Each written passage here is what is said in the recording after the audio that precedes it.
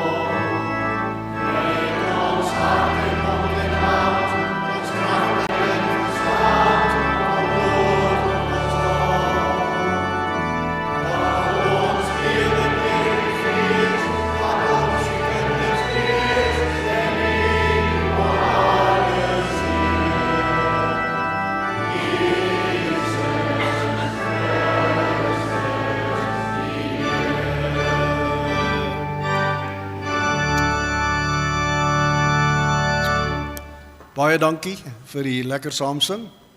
Ook aan u wat 'n bietjie later ingekom het, baie welkom hier by ons. Ons prediker vanmôre is Dominee Ben Blom. Baie welkom. Dankie. Hier. 'n Seën op die boodskap. Baie dankie. Hartlike goeiemôre en baie hartlik welkom hier waar ons saam in ons almagtige God Drie-enig se teenwoordigheid kan wees.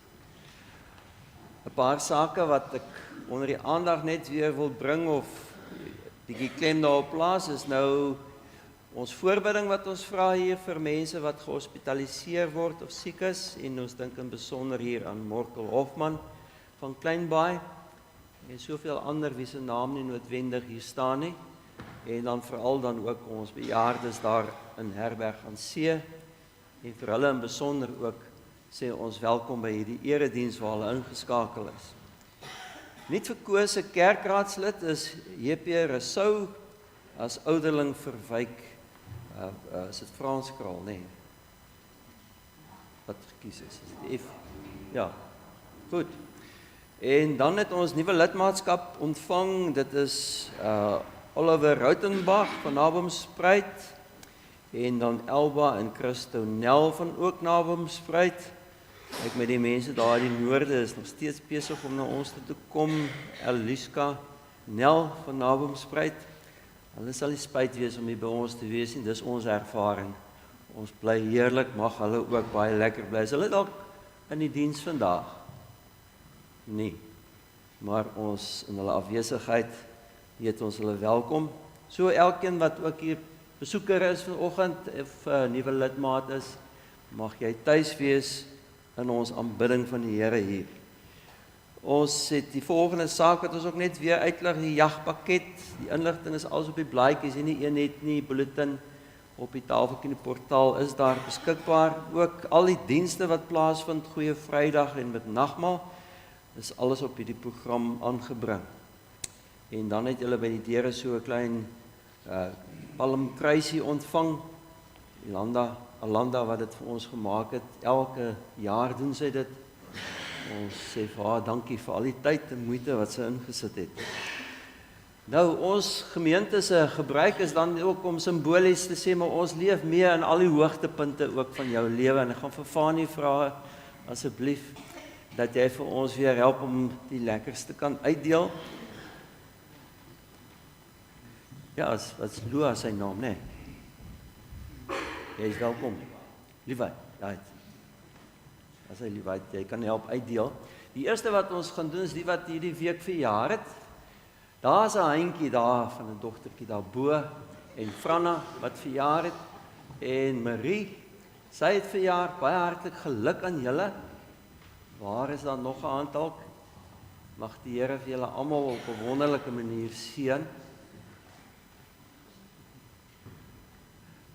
as jy oorweeg of jy verjaar of nie, met ander woorde, is dit volgende week of hierdie week is, steek maar jou hand op, wees dalk nou vir 'n rede nie hier nie. Baie dankie sover. En dan het ons huweliksherdenkings. Is daar mense wat hulle huweliksherdenking in hierdie afgelope tyd ook kon vier? Hier is 'n hele paar hande hierbo. Teen Hanna hulle en daar heel bo. Baie hartlik geluk. Atie, hoeveel jaar is dit nou by julle? 54. Julle is nou al by goud verby. Wat is dit nou? Toe die platinum prys nog goed was, het hulle platinum na goud gehad, maar dit werk nie meer nie.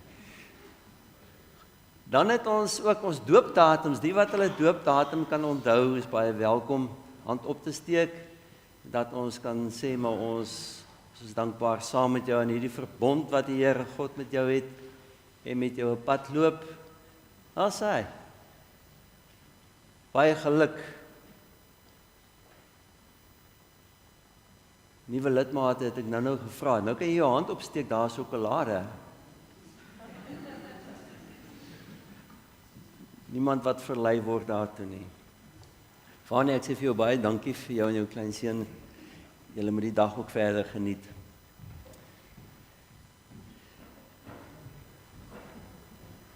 Jy mag maar een kry vir jou, hoor. Ek wil nou net vir hom kom gee. Vir al sy harde werk. Dis goed so.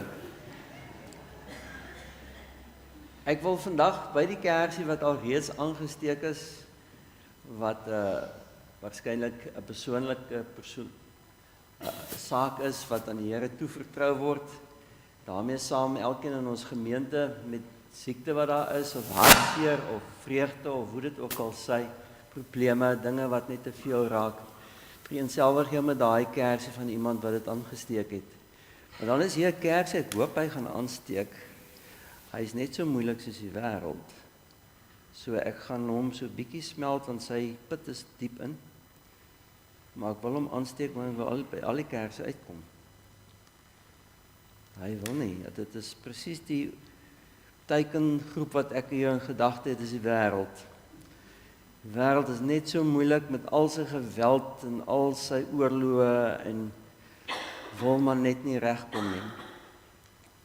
Hy wil ook nie vat nie. So ek gaan 'n ander kerk probeer. Want vir die wêreld moet ons bid. Daar is soveel kinders van die Here ook in die wêreld wat sy naam aanroep in hierdie haglike omstandighede. En ek doen niks nie, so ek weet nie hoekom hy so maak nie.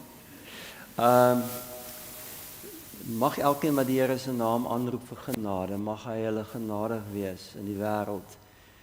Maar so ook ons eie land met al sy korrupsie en swak regering, kom ons bid dat daar 'n deurbraak mag kom. Dat daar 'n deurbraak mag kom in ons land, ook in hierdie tyd wat kom met die verkiesing saam. Ons gemeenskap, ek wil daarmee saam nou maar ook ons gemeente hê, want ons bid sommer vir al die ander kerke ook in ons gemeenskap. Almal wat in hierdie gemeenskap diens doen op een of ander manier in ons skole, in ons veiligheidsdienste, polisie en verkeersmense om wet en orde te hou, ons besighede, alles wat deel is van ons gemeenskap, maar veral ook die jeug wat so die dwelm dinge so vir hulle gevange hou, dat hulle vryheid mag beleef in Christus. En dat ons gemeente ook so lig sal bly, en al die ander gemeentes, kerke, ons as Christen gemeenskap. En dan vanoggend se erediens,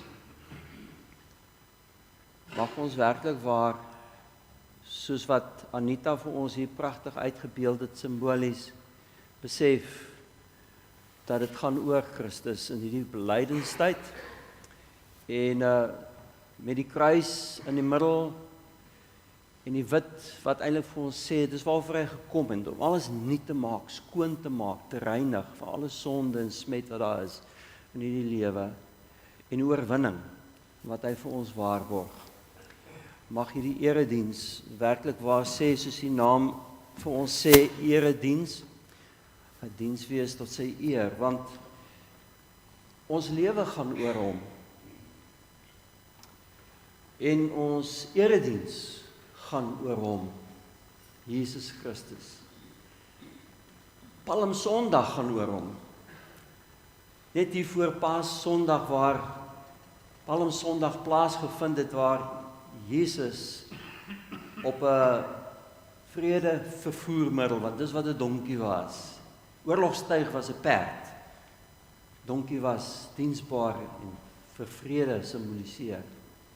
Kom hy in hierdie stad van vrede in, Jerusalem. Kom hy in op hierdie donkie en almal groet hom met palmtakke as hulle koning. Was dit nie 'n palmtak om hom mee te groet vanoggend nie, maar ons het ons persoonlike gebed waarmee ons hom kan groet. En daarom gaan ek vir jou kans gee om met 'n stil persoonlike gebed vir Jesus te groet as jou koning. En net daarna gaan ons a cappella sing terwyl ons bly sit, lied 176 as ons foting. Maar konsentreer nou in jou stil gebed, sluit jou oë en sien hom in jou geestesoog en groet hom doelgerig as jou koning.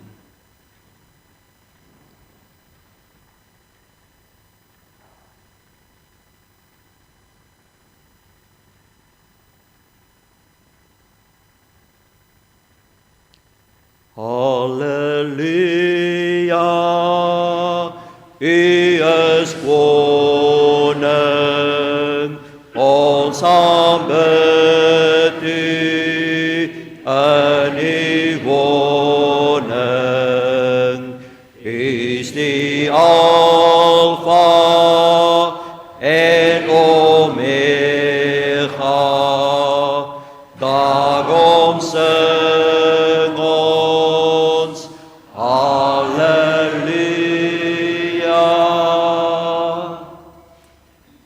Ek groet julle in die naam van Jesus Christus, ons koning, die begin en die volëinder van jou en my geloof.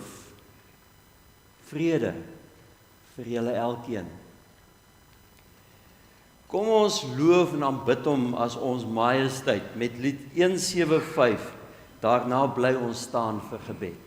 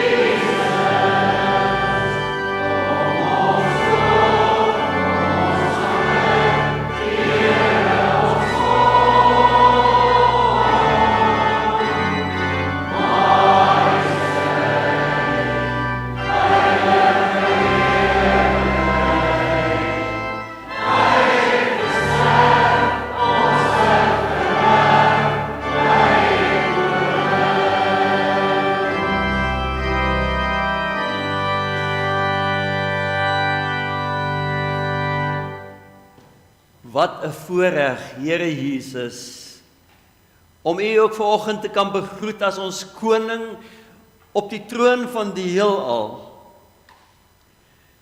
En wat beloof het dat U by ons is, ook hier vanoggend, waar ons so saam is in U naam.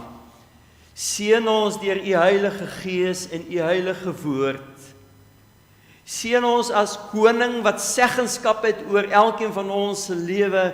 Kom en inspireer ons opnuut om as U volgelinge, U dienskneg, U kinders te kan leef in hierdie wêreld.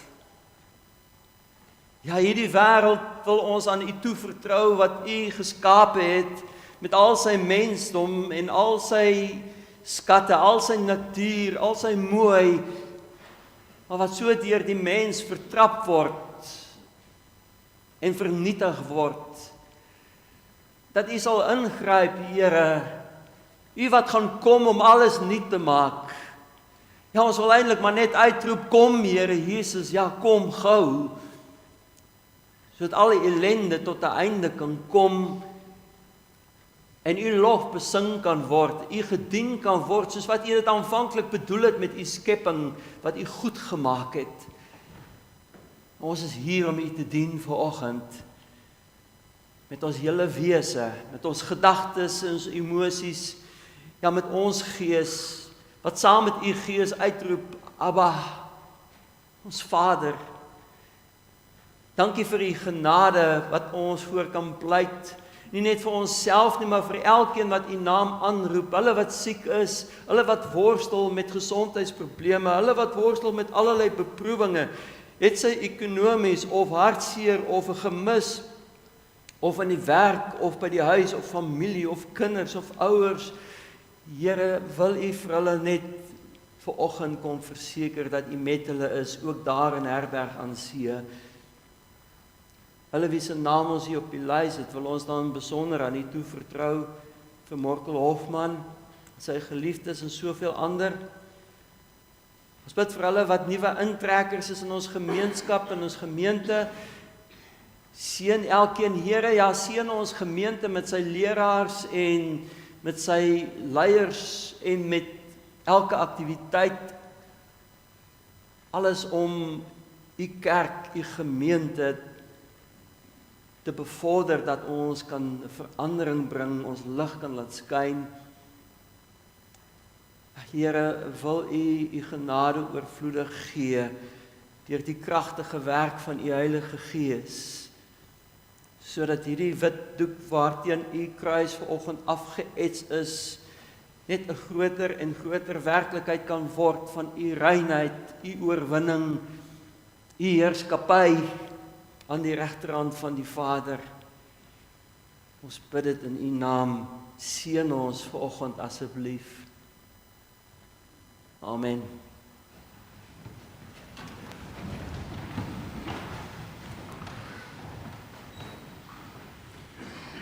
Nou geliefdes, ek weet nie u nie, maar ek wil die vraag vra, wat of wie inspireer jou in jou lewe? Veral as dinge swaar en moeilik raak, wie of wat motiveer jou om net aan te hou en uit te hou en te volhard in hierdie alledaagse lewe? Wanneer mense jou kritiseer of afkraak of verdag maak of blameer vir dinge wat net onwaar is of net nie so is nie, wie of wat motiveer jou dan om uit te hou? Dood eenvoudig net aan te hou en dit te verduur en dit te verdra en ten spyte daarvan net aan te gaan met jou verantwoordelikheid. Wanneer hierdie aanslag van die lewe jou wil kom platdruk, wat maak dat jy weer kan opstaan? Wie of wat inspireer jou om emosioneel te oorleef, om geestelik te oorleef, om met blymoedigheid ten spyte daarvan te kan leef? Wie of wat inspireer jou? Wie en wat inspireer die Hebreër skrywer in die Bybel, in die Hebreërs 12? Nou, as jy dalk iets herken, is jy reg, ek het 'n paar jaar terug het ek hierdie boodskap aan u bedien. Maar daar was 'n versoek dat ek dit weer doen, en ek doen dit met liefde. Kom ons lees, Hebreërs 12. Terwyl ons dan so groot skare geloofsgetuies rondom ons het, laat ons elke las van ons afgooi, ook die sonde wat ons so maklik verstrik, en laat ons die wedloop wat vir ons voorlê met volhardende hardloop. Die oog gefestig op Jesus, die begin en die volëinder van geloof. Terwille van die vreugde wat vir hom in die vooruitsig was, het hy die kruis verduur, sonder om vir die skande daarvan terug te deins. En hy sit nou aan die regterkant van die troon van God. Hou hom voor oë. Wat so 'n vyandige optrede van die sondaars teen hom verdra het, dan sal julle nie geestelik moeg word en uitsak nie. Hebreërs roep sy lesers op. Hy sê, laat ons die wedloop wat vir ons voorlê met volharding hardloop. Dat die lewe is soos 'n wedloop.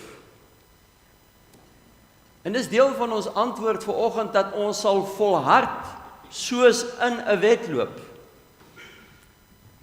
Die skrywer sien hier die geloofslewe van ons soos 'n groot arena waarin daar 'n veeleisende wedloop besig is om plaas te vind.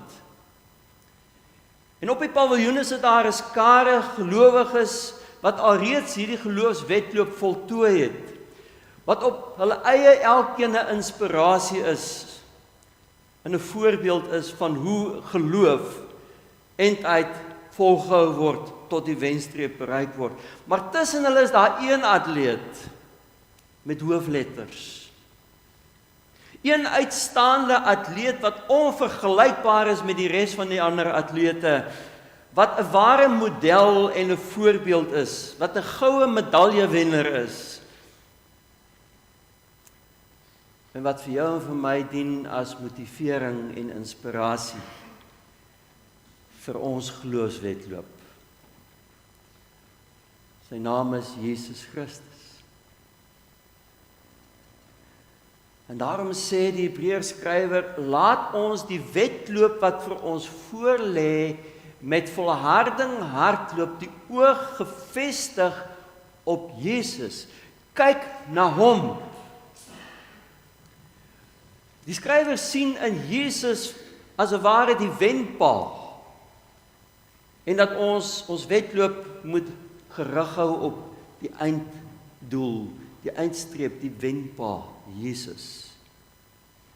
En dit bring ons by die tweede deel van ons antwoord wat ons inspireer of wie ons inspireer, en dit is dat ons moet volhard met die oog op Jesus gefokus. Want dis wat hier staan, die oog gefestig op Jesus. Dit beteken dat soos elke ander goeie atleet moet hy nie toelaat dat die skare of die mede-atlete sy aandag nou gaan aftrek in sy wedloop nie. Hy hardloop doelgerig. Met ander woorde om gefokus te bly.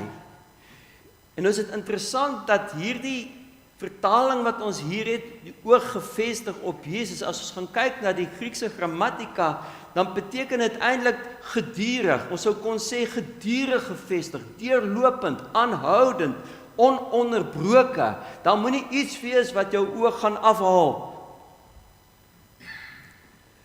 Ek kan dit so verduidelik. As ons in die wildtuin ry, dan fokus jy om daardie dier wat jy soek te kry, byvoorbeeld 'n leeu tussen al hierdie ruigtes en bosse. Jy fokus op 'n leeu. Of as jy in die winkelsentrum is, wat baie keer gebeur, tussen die massa mense en jy soek jou vrou of kind of geliefde wat jy mee saam inkopies gaan doen het, en dit is nou net mense en dit is net rakke vol goed, maar jy kyk net vir daai een gesiggie. Jy fokus. Of soos 'n delwer wat tussen al hierdie klippies fokus op daai een klippie wat hy wil raak sien. Hy blink eenetjie. Om gefokus te bly beteken dat al die ander beelde vervaag. Dis nie asof die bosse nie meer daar is nie, maar ek kyk verby, ek kyk as 'n ware deur hierdie bosse en ek sien daar die kop of die ore uitsteek van die leeu. Ek kyk verby hierdie mense, hulle is daar, die rakke, winkelrakke is daar, maar ek kyk verby dit, net om daai een raak te sien. Ek laat nie toe dat iets my aandag aftrek nie. Want as ek my aandag gaan aftrek, dan gaan ek die persoon verloor. Dit is veral amper soos wanneer jy in 'n groot stad moet jy na 'n plek toe ry en die persoon sê volg my. Nou is jy saam in hierdie motor agter die ander een aan en jy moet net hierdie motor dophou in hierdie 5 bane van verkeer as hy wissel dat jy hom nie verloor nie, want as jy hom gaan verloor, gaan jy nie by jou plek uitkom nie. Ons probleem is dat ons soms te veel op ander dinge fokus. In die verkeer op die ander motors en dan verloor ek hom. Of op die winkelrak en die ander mense, hier sien ek iets interessant en dan vergeet jy skoon, maar ek is eintlik op die uitkyk. Of die ander klippies lyk baie interessant en mooi. Jy verloor jou fokus. Petrus het sy fokus verloor. En hy golwe. Toe hy net die golwe sien en hy nie meer vir Jesus sien wat hy gesê het, Here, as dit U sê ek moet kom, en hy sê kom. En hy kom. En toe begin hy kyk en toe sink hy. Dis die gevaar dat ons soos Petrus kan sink. Of dat ons so deur die wêreldse dinge rondom ons elke dag, ook in ons eie gemoed, in ons eie omstandighede, so in beslag geneem word, dat dit vir ons ontwrig, dat dit ons moeg en moedeloos maak, dat dit ons kragteloos maak, dat ons vir niks meer kans sien nie, dat ons negatief of neerslagtig kan raak.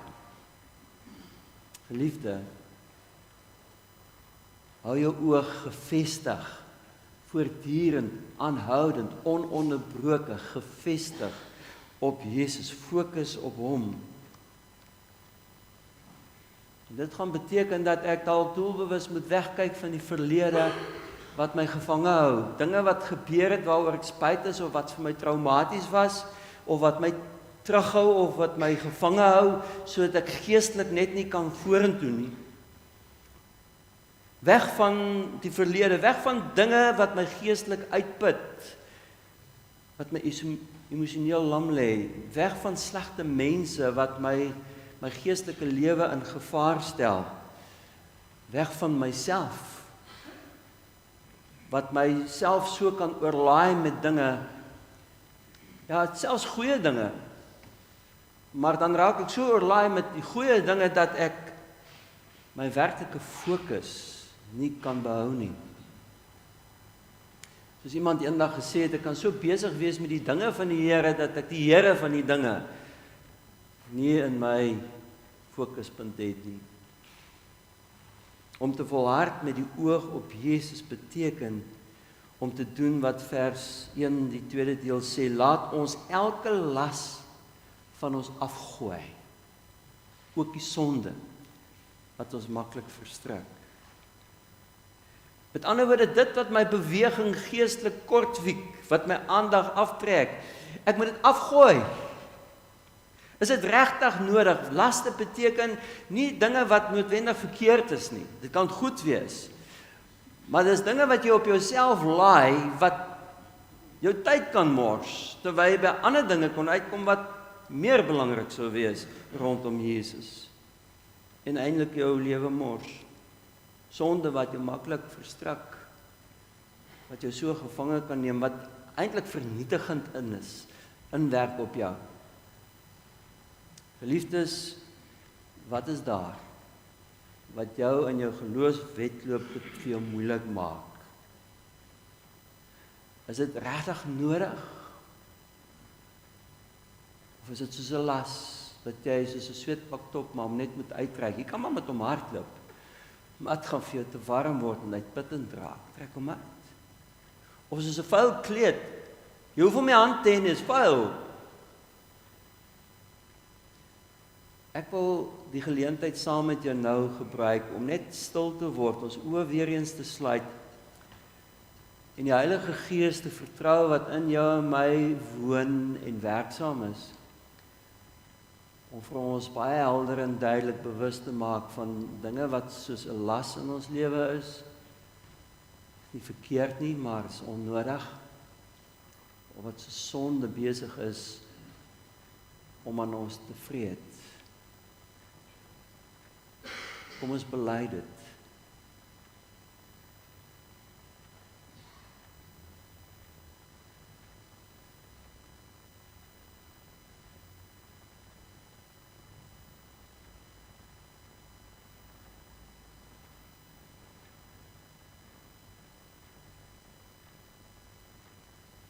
Amen. Wat 'n voorreg. Dat ek en jy voluit kan gaan vir Jesus. Hierdie geloof wat ek en jou in hom het, deur ons toevlug na hom te neem. Hy is die begin en die een wat dit vir ons kan laat klaarmaak, die volëinder van ons geloof.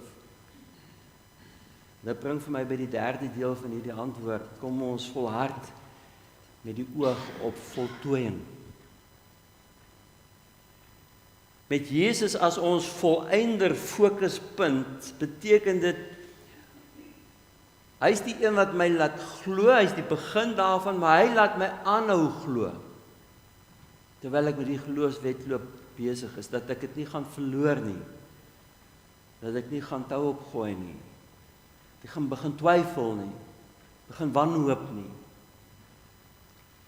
Fokus doelbewus daarop, is nie net hoe hy dit vir my is, die begin en die volëinder nie, maar hoe hy self die voorbeeld vir jou en vir my is van voltooiing. Vir Jesus was die voltooiing van sy lewenstaak soos die kos wat hy geëet het. Elke dag, daagliks, ons eet almal elke dag. Dit is hoe Jesus se voltooiing van sy lewenstaak, sy roeping waarmee sy Vader hom na hierdie wêreld toe gestuur het, hoe hy dit kom klaarmaak het. Daar in Johannes 4 vers 34 sê hy, my voedsel is om die wil te doen van hom wat my gestuur het en om sy werk te voltooi.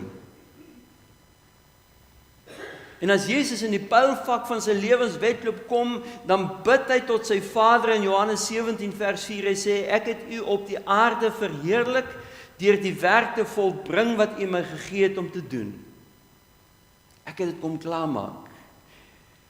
En dan maak hy dit klaar in Johannes 19 vers 30 aan die kruis as hy uitroep, tetelestai, dit is volbring, dit is betaal, dit is afgehandel, vir waarvoor ek gekom het, vir jou en vir my wat vandag hier sit, sodat ons die ewige lewe kan hê.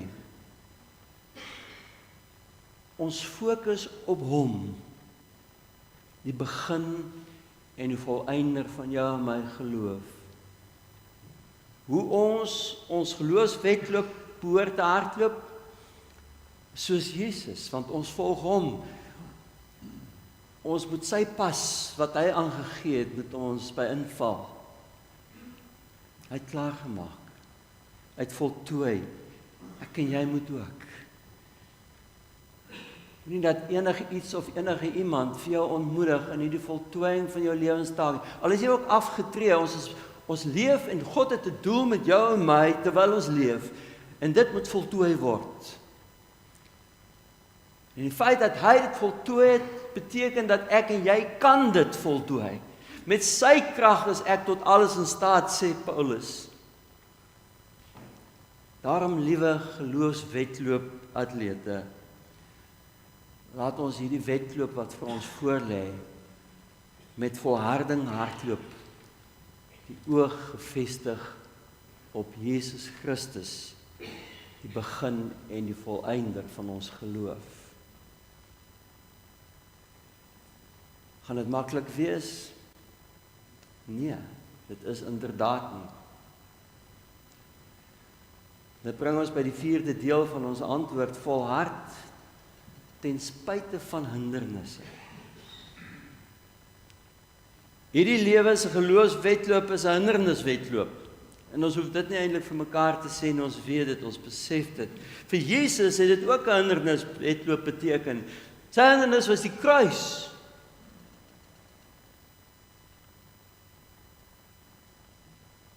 Vader, as dit u wil is, laat u die beker by my verbygaan.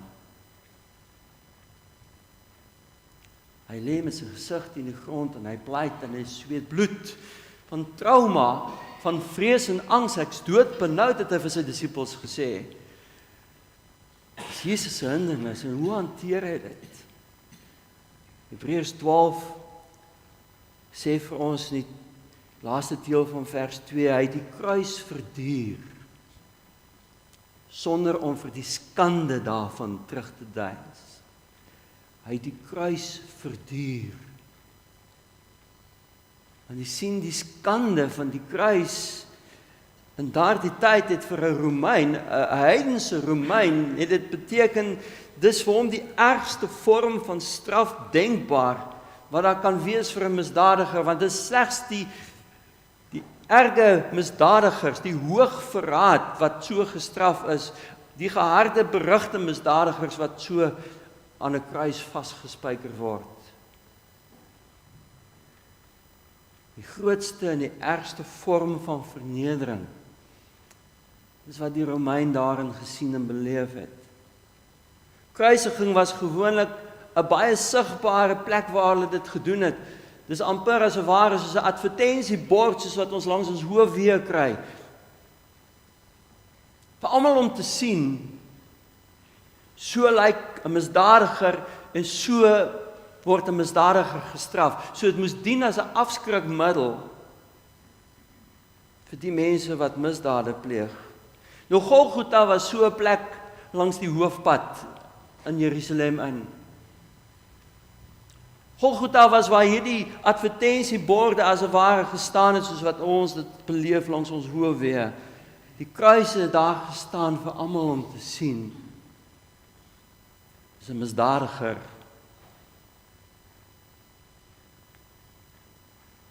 Asof dit nie erg genoeg was nie, het hulle nakend aan die kruis gehang.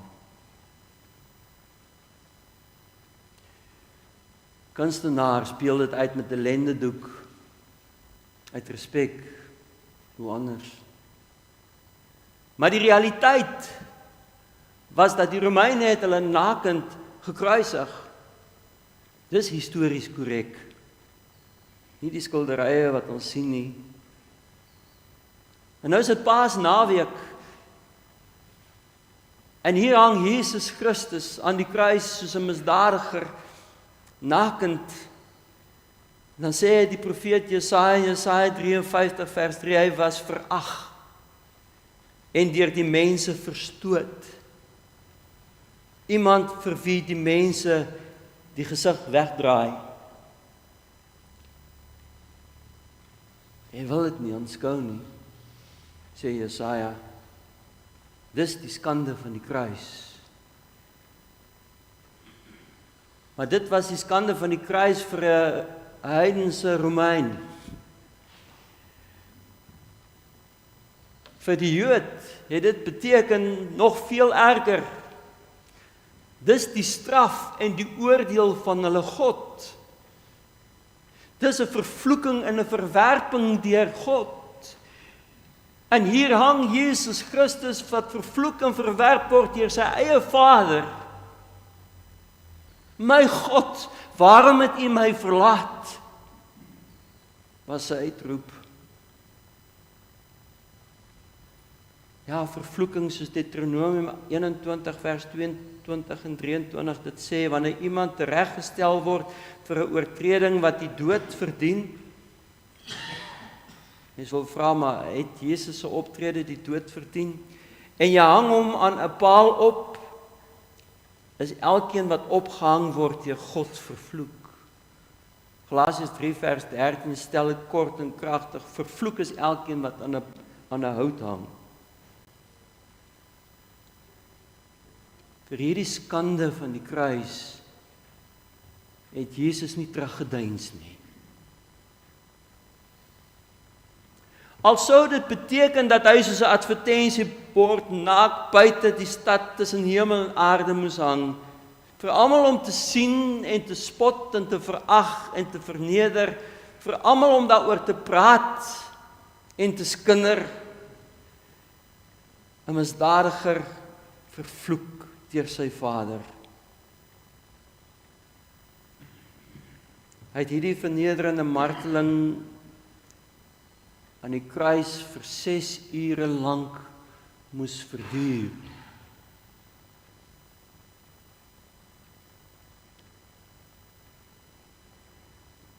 Liewe mede-atleet in Jesus Christus,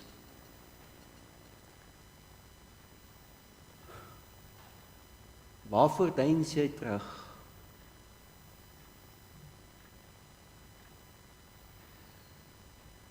omstandighede wat jou ook dalk soos 'n advertensiebord blootstel, almal kyk jou aan, almal praat, almal skinder, almal skud die kop. En dis nie noodwendig almal nie, maar dit voel vir jou so. Hoor iets. Mense en omstandighede laat jou blootgestel voel en jy voel verneder en jy moet aangaan en dit is jou uiters moeilik. Wat ook al die omstandighede is by jou werk of by jou huis of in jou huwelik of in gesin of in jou vriendekring wat op hierdie stadium dalk vir jou dit moeilik maak of moeilik is. Ek weet van 'n predikant lank terug wat uit jaloesie van sy kollega verdag gemaak is, beskuldig is van dinge wat nie so is nie, terwyl hy onskuldig is, moes hy aanhou met sy bediening, maar hy moes onder hierdie oë leef wat hom aankyk, dat hy wonder, maar wat dink julle?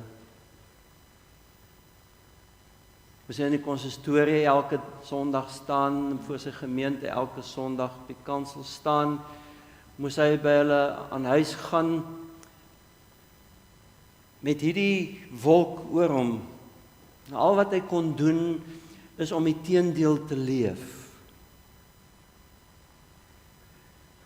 Maar wat het hom gedra deur hierdie bediening, om die teendeel te bly leef en te volhard ten spyte van al hierdie wonder van mense wat jou aangluur. Hy het volhard ten spyte van die hindernisse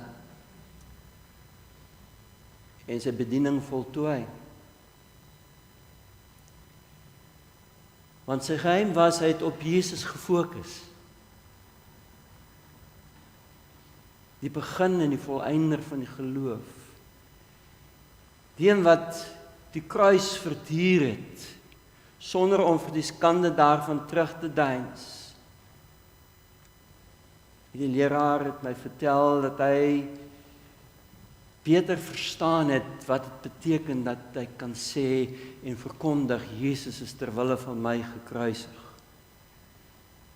Want hy het aan sy eie lyf gevoel, soos wat Jesus die onskuldige is, wat beskuldig word, en wat hulle met onreg behandel. Hy het groter dankbaarheid gevoel vir hierdie Jesus, wat ter wille van hom dit deurgemaak het, hierdie hel beleef het, en volgehou het, sodat hy nou kan glo en weet, ek het ook die lewe.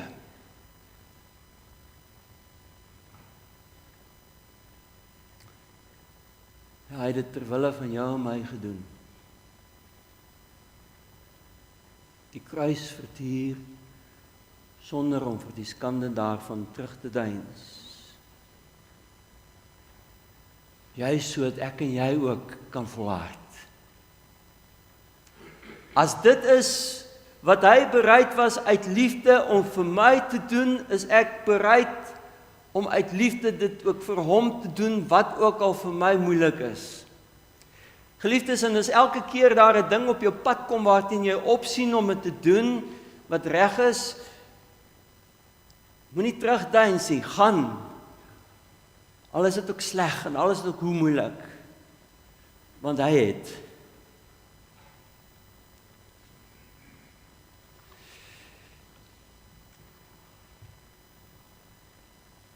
Hoe het Jesus dit reg gekry om as modelatleet te kon die kruis verduur en die skande daarvan nie om te laat omdraai nie. In vers 2 staan daar, terwille van die vreugde wat vir hom in die vooruitsig was, het hy die kruis verduur.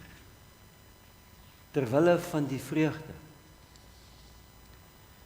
Soos 'n atleet wat sy wedloop voltooi, daai moment van oor die wenstreep te gaan en te weet ek het klaar gemaak, ek het oorwin, daai vreugde is soortgelyk. Ja, ook kan 'n mens sê spreekwoordelik die arbeidsgenot dat Jesus met blydskap kon voltooi wat hy as sy taak en roeping van sy Vader ontvang het. Met sy kruisiging breek die voltooiing aan van hierdie taak weer op aarde en is as ware nou in die pylvak in die laaste ronde van hierdie marathon wat hy hardloop. En na sy kruisiging beleef hy dit, die opstanding en die hemelvaart. 'n vreugdevolle bevestiging van sy oorwinningswerk. As ware die podium waarop Jesus kon gaan staan as die eerste in die heelal. Eerste uit die dood. Op die hemelse troon. En hierdie vreugde het Jesus se gedagtes gevul die aand met voor sy kruisiging. Kan jy dink? Daar waar hy sy verraaier aankondig en vir Petrus sê, jy gaan my 3 keer verloon, waar hy sy disippels se voete was terwyl hulle gaan weghardloop en hom in die steek laat. Wat hy weet wat op hom wag, al die onreg en die mishandeling en die marteling en die pyn, die helse pyn en vernedering en verlating deur sy eie Vader. Hy het dit als geweet, dis hoekom hy in die tuin van Getsemane op sy gesig gelê en pleit het by sy Vader.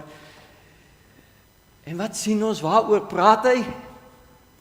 In sy gesprek met sy disippels daar in Johannes 15 en 16, nie minder as 7 keer word daar verwys na blydskap. Kom ontdek het saam met my in die Bybelskool, ons is besig met Johannes Evangelie as jy wil.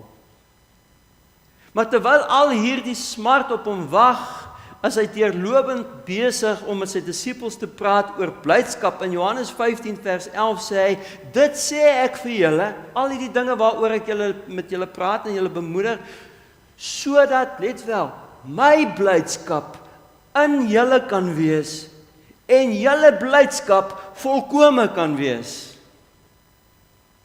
Ek praat met julle, want ek wil hierdie blydskap vir my vir julle gee.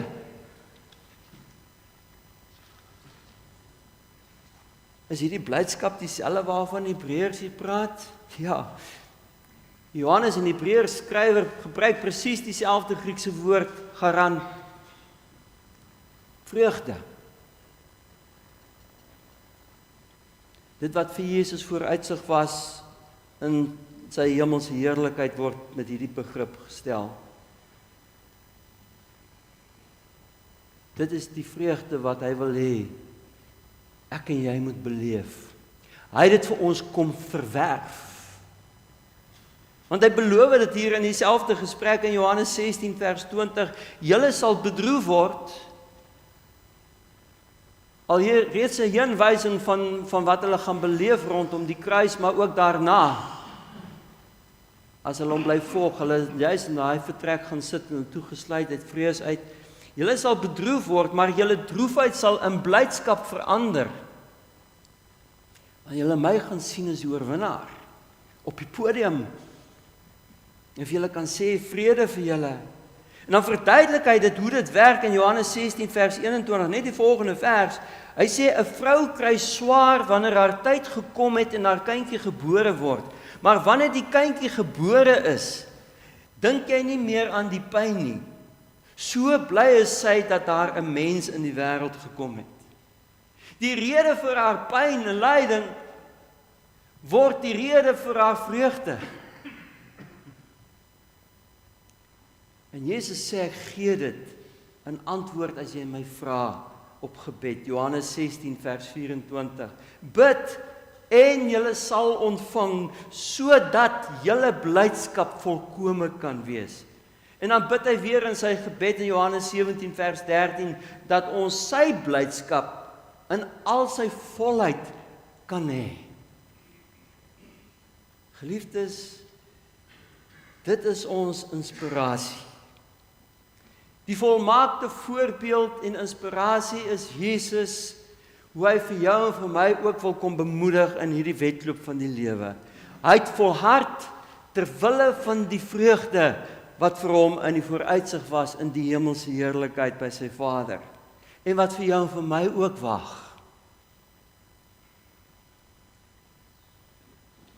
Die vraag is net, hoe kyk ons op die oomblik? Hoe kyk ons na die wedloop waarin ek en jy is?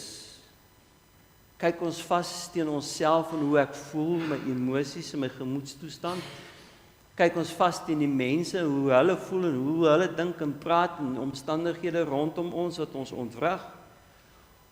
Of kyk ons na Jesus, wat te midde van en ten spyte van alles, die vreugde wat in vooruitsig was, die moeilike omstandighede, die kruis verduur het. Hoe kyk ons? Kyk ons dalk soos hierdie twee wat in die gevangenis opgesluit is, een kyk net teen die muur vas en is mismoedig, dan een kyk by die tronksel se venstertjie uit en hy sê ek sien die sterre. Ek sien vir Jesus en u. Met die Geestesoog, geliefdes, dis sy wil vir jou en my lewe dat ons met blymoedigheid sal leef. Nie 'n aangeplakte blymoedigheid nie, maar blymoedigheid wat van hom afkom deur sy Heilige Gees wat in ons werk en woon. Dat ons ook in ons worsteling, in ons stryd, met 'n hart vol blydskap kan leef. Die woord sê mos, vind jou vreugde in die Here. Verbly jou in die Here. Ek sluit. Ons leef in 'n tyd en 'n wêreld op die oomblik wat nie vir my nodig is om vir jou uit te spel nie. Waar nou baie diefstal en misdaad plaasvind en waar mense van hulle lewe beroof word, nie net hulle besittings nie. Moenie dat die wêreld jou en my van ons vreugde beroof nie. Ons leef in 'n wêreld vol vyandigheid, geweld, misdaad, oorlog, ellendes, jy hoor dit, jy sien dit, jy beleef dit, jy word gebombardeer daarmee. Maar jou en my inspirasie is Jesus Christus.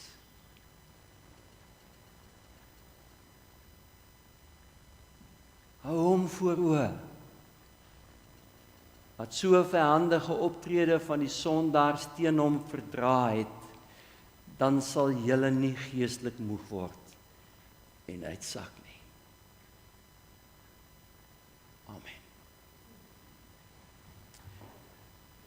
Geliefdes, kom ons verklaar ons credo van ons geloofswedloop en ons sê dit hardop staande saam. Ek glo in God die Vader, die Almagtige, die Skepper van die hemel en die aarde, en in Jesus Christus, sy eniggebore Seun, ons Here, wat ontvang is van die Heilige Gees, gebore is uit die maagd Maria, wat gelei het onder Pontius Pilatus, gekruisig is, gesterf het en begrawe is, en ter helle neergedaal het, wat op die 3de dag weer opgestaan het uit die dode, wat opgevaar het na die hemel, en sit aan die regterhand van God, die Almagtige Vader, van waar hy sal kom om te oordeel die wat nog lewe en die wat reeds gesterf het. Ek glo in die Heilige Gees, ek glo aan 'n heilige algemene Christelike kerk, die gemeenskap van die heiliges, die vergewing van sondes, die opstanding van die vlees en 'n ewige lewe. Amen. Kom ons dien hom met ons offergawe.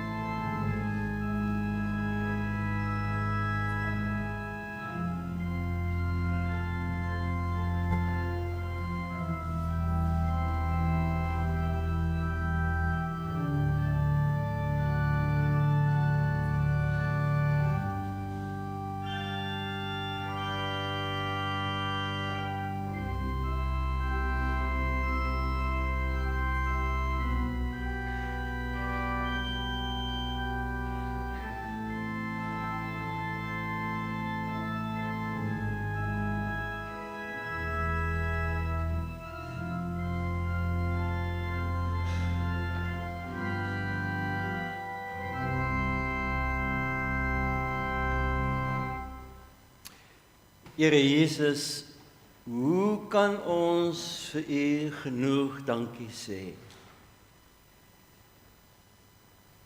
Ons het nog eredienste nodig om dit te kan doen. Ons het al die geld in die wêreld nodig om dit te kan doen. Ons het nog 'n hele leeftyd nodig om dit te kan doen. Hierdie offergawe is te min. En daarom gee ons onsself vir U. Amen.